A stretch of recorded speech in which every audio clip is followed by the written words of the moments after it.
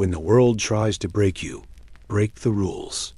When the world tries to limit you, defy the limits. When the world says you're too much, subtract yourself. Life is full of cruel moments. The Stoics called them silent betrayals. Those times when the universe throws you a curveball and knocks you off your path. Maybe it's an unexpected illness, a sudden loss, or a stab in the back by someone you trusted. We all have our share of these moments, and how we respond defines who we are. As the sun dipped below the horizon, casting long shadows across the Colosseum, the gladiator named Maximus found himself kneeling in the dust. His strength ebbed away. His muscles ached, his vision blurred, and the roar of the crowd seemed distant. He had fought valiantly, but this was a losing battle. The emperor had turned against him. The crowd was hostile, and his fellow gladiators had deserted him. But even in this moment of despair, a flicker of defiance remained in his eyes. As the emperor approached, ready to deliver the final blow, Maximus straightened his posture, lifted his chin, and awaited his fate. He was a Stoic, and he would face death with the same courage he had faced life. The emperor hesitated, taken aback by the gladiator's composure. In that brief pause, Maximus knew he couldn't win the battle, but he could win the war. He closed his eyes, took a deep breath, and in that moment, he decided to make the emperor pay a heavy price for his demise. And so, as the emperor raised his sword, Maximus whispered, "Remember this moment," knowing that this defeat would become a legendary tale of bravery and resilience. The great philosopher Epictetus once said, "No man is free who is not master of himself." When the world tries to break you, break the rules. When the world tries to limit you, defy the limits. When the world says you're too much, subtract yourself. This is the harsh reality of life. Success comes at a cost. Every achievement, every victory has its price. There are things you must give up, sacrifices you must make. This is the law of life. It's not always fair, but it's always the truth. Think about the athlete who reaches the pinnacle of their sport. They've sacrificed their time, their relationships, and countless hours of training to get there. Or the entrepreneur who builds a successful business. They've put in long days, made difficult decisions, and faced countless setbacks along the way. In today's episode, we're going to explore what it means to subtract yourself.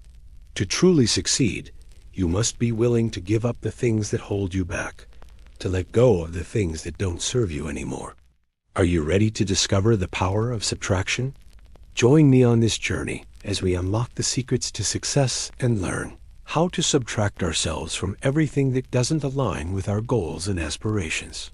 Remember, when the world tries to break you, break the rules. When the world tries to limit you, defy the limits. When the world says you're too much, subtract yourself. Are you tired of feeling like you're just going through the motions in life? Do you crave a sense of purpose and direction? It's easy to get caught up in the day-to-day grind and lose sight of what truly matters. But what if there was a way to shift your perspective and find motivation in the most unexpected places?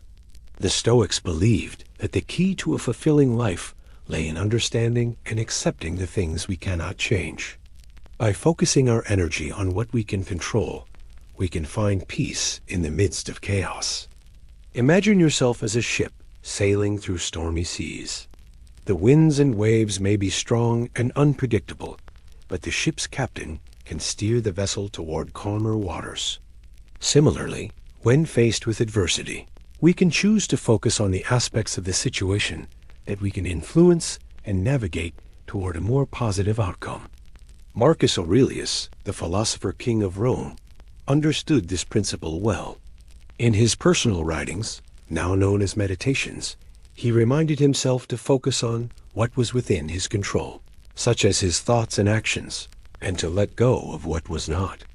This practice of self-reflection and acceptance became the cornerstone of Stoic philosophy, a philosophy that has stood the test of time and continues to inspire people around the world today. So how can you apply this powerful concept to your own life? Let's start with a simple exercise. Take a piece of paper and divide it into 2 columns. Label one column control and the other not control. Now list the things that are bothering you, your worries and concerns. For example, the traffic on your way to work or the noise level in your apartment. Next, ask yourself, which of these things are within my control and which are not? For instance, you can't control the traffic, but you can control your attitude toward it. You can't control other people's behavior, but you can control your response to it. Once you've made this distinction, focus your attention on the things you can control and let go of the rest. This exercise is not meant to be a magical solution to all your problems, but rather a starting point for a journey of self-discovery and inner peace. You see, we often struggle not because things are difficult, but because we make them difficult by our own thinking. Our minds have a remarkable capacity to transform simple situations into complex problems. We tend to overanalyze, overreact, and overthink. And in doing so, we magnify our suffering and block our path to happiness. The Stoics recognized this tendency in human nature and offered us a powerful tool to combat it: negative visualization, or the practice of considering the worst that can happen. This exercise may sound counterintuitive, but it can be incredibly liberating. By imagining the worst-case scenario, we can confront our fears head-on and realize that many of our worries are unfounded, or at least within our ability to handle. This practice allows us to focus on what truly matters, accept the things we cannot change, and find peace in the midst of uncertainty. Think of a situation in your life that causes you stress or anxiety. Maybe it's an upcoming presentation at work or a social event you're dreading. Close your eyes, take a deep breath, and visualize the worst that can happen. What's the absolute worst outcome you can imagine? Perhaps you'll make a mistake during your presentation or say something foolish at the party. Now ask yourself, is this the end of the world? Will this situation still matter in 10 years? Most likely the answer is no. By putting your fears into perspective, you can often diffuse the emotional charge they carry and regain a sense of calm and clarity.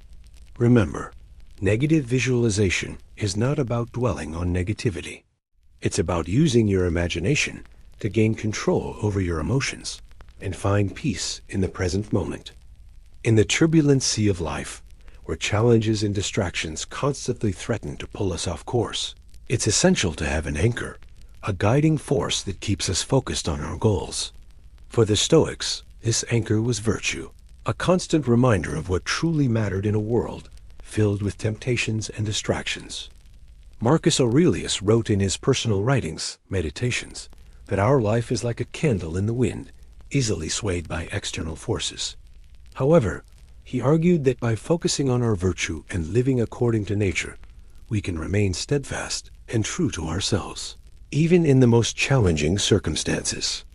But how do we stay anchored to virtue in today's world, filled with distractions?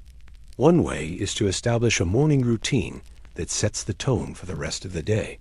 A consistent morning routine helps you wake up with intention, allowing you to start your day focused and ready to tackle whatever challenges may come your way. Another way is to eliminate distractions. In a world where we're constantly bombarded with notifications and messages, it's essential to carve out moments of solitude and focus. Set aside specific times of the day to check your messages and emails, and resist the urge to constantly be connected. By minimizing distractions, you can give your full attention to the tasks and people in your life. Finally, remember that distractions can also take the form of negative thoughts and emotions. Practice mindfulness and self-awareness to recognize these thoughts and emotions when they arise. Don't try to push them away or ignore them. Instead, acknowledge them, understand their roots, and choose how to respond to them in a calm and focused manner. Just as a ship needs an anchor to stay in place, you need anchors of virtue to keep you grounded and focused on what truly matters. And that brings us to our next point, the importance of facing your fear of being alone. Being alone is hard, but that doesn't mean you should. It's important to understand that everyone experiences fear, even the most courageous individuals. But the key is not to let fear control you. Instead, you must learn to control your fear. The first step in overcoming this fear is to acknowledge and accept it. Don't try to push your fear away or pretend it doesn't exist. Instead, confront it head-on and embrace it as a natural human emotion. By accepting your fear, you can begin to understand its root cause and develop strategies to overcome it. Another helpful approach is to challenge your negative thoughts. Fear often manifests itself in negative thoughts and beliefs. Question these thoughts and challenge their validity. Ask yourself, is this thought based on facts or just my imagination running wild? By questioning your thoughts, you can gain a new perspective and reduce their power over you. Finally, don't be afraid to seek support.